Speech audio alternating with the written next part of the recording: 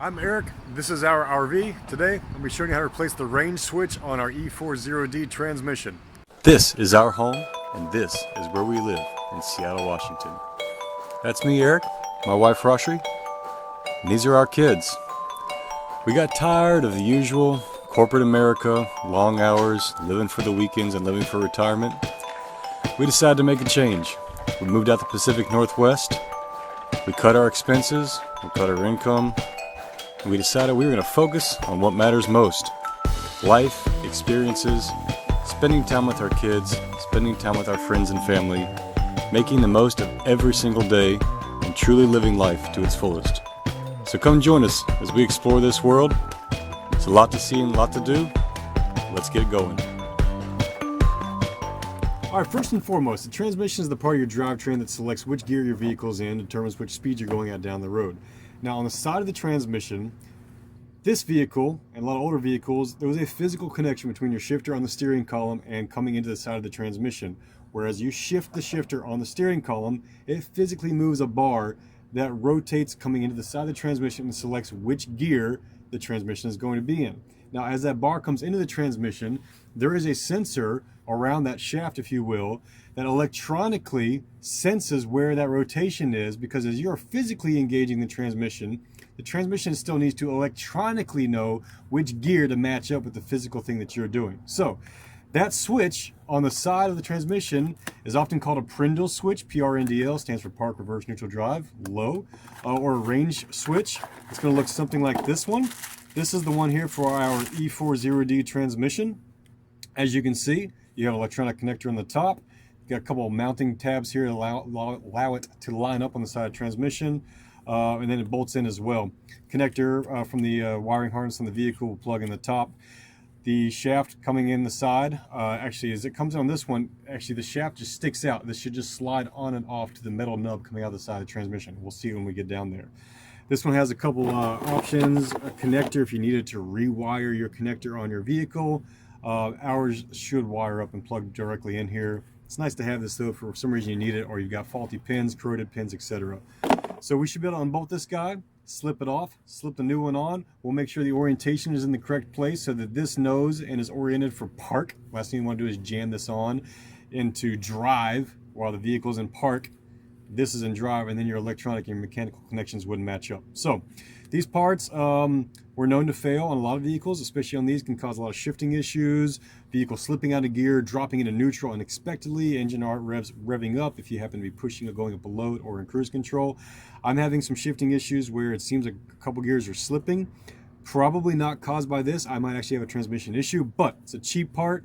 The one that's on here looks original. It is a known failure part. It's inexpensive, as I said, I think 12 times. So I'm gonna go ahead and put it on there, see if it fixes the issue, do a road test, and if not, then I'll do a big fluid service on it, get all fluid out of there, transmission pan, torque converter, etc. New filter, which is this guy here. But I'll give this guy a shot first so we can get it all done before our camping trip this weekend, and we'll see how it goes. All right, here we are under the RV, looking forward. That would be there, the oil pan, and then this is the transmission. This part here, this is a little service port to get you to the bottom of the torque converter, where you can drain the torque converter, see how it's looking, etc. That wetness around there, not ideal. Probably oil from like a rear main seal that's faulty, something you can't really replace. Well, you can't replace unless you either take out the engine or transmission. And then here's the transmission pan itself. This is what I'll be taking off. You can see all the bolts there. We're taking that off to replace the gasket. Now, just up here on the side, see if I can get a shot of this. This here is that range switch. So as you can see, here's your mechanical connection and lever coming in from the shifter on the vehicle. This little nub right here is sticking out. This is what rotates when you move this arm right here. And this is the electronic sensor. As you can see, it's seen better days.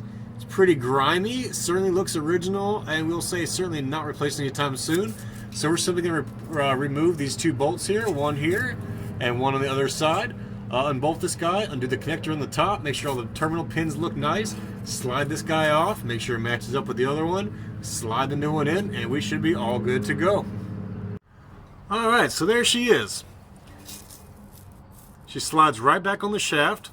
Now when I did slide her on, she was slightly out of orientation, so I just took the sensor, Obviously the shaft itself isn't going to move because it's locked in steadfast from your lever here.